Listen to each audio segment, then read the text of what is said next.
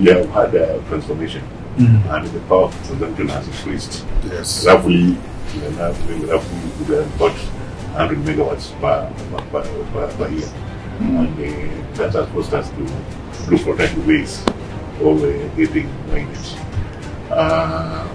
We have had now the president announcing that now for us to go to Singapore, we need to get the next 10,000 megawatts of power in 10 years. That clearly is not the responsibility of KenGen. Look at that is renewables and all of them yes. About 2,000. So if you want to move forward, only 2,000. Yes, only 2,000. The stored capacity in the country is about 3,300. So the balance is from the independent power producers. So it's 2,000. So we look at ourselves as the people who deliver this. The private sector cannot deliver. That's why we came together with NuPEA and formed that team to work together, members for the two bodies. So we have come together as people coordinate a team, and we have requested that the team be gazetted to midwife the first movement plan. Yes. Of our experiences on how we have built other power plants, we are equal to the task, and we should be able to do that. And our major tasks to make this a reality. The first one will be to get a social license from the communities where the NuPEA has identified the site. So there will be a lot of stakeholder engagements at that level. So that for us to move in, because we require to carry out what we call the feasibility studies, the site characterizations that are required to confirm that that nuclear power plant is feasible in that site. And then finally we need to get resources. And one of the ways of getting resources is to get partners whom we can work with. Either they co-invest in the project or they actually, or we go the PPP way, the public-private partnership, so that we can do this power plant. When the people of Kilifi resisted the installation of a nuclear plant in Kilifi, I was very distressed.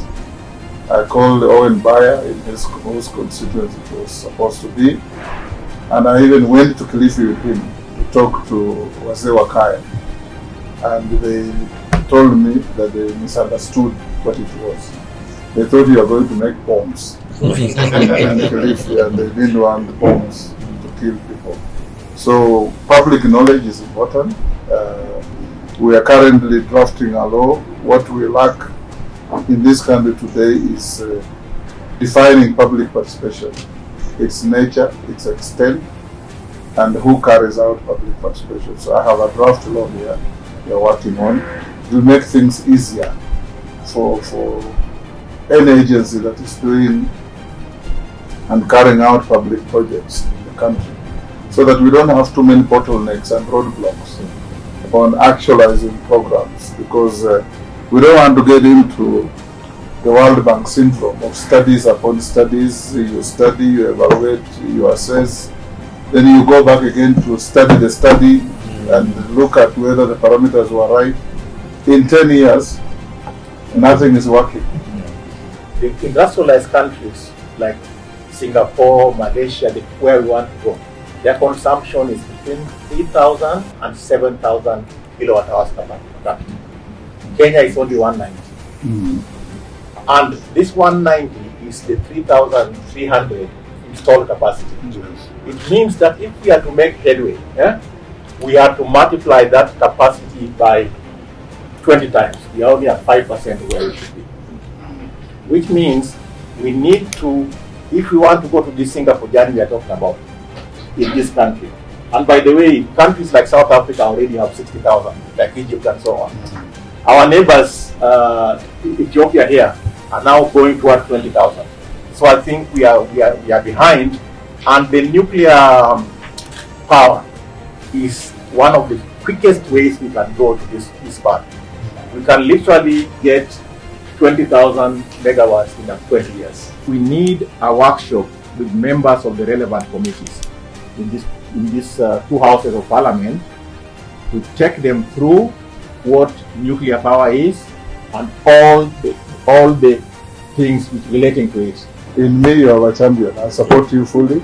I want this country to grow. I am praying that in my lifetime, Kenya becomes a developed country. Because if we do not lead by example, nobody will. I am a champion of this program. I was the first regulator of electricity in Kenya. So I knew our constraints, I knew our potential, and our needs. That's how the countries we want to go to, like Singapore, China, have gone ahead away from the rest. Because when they want to do something, they do something.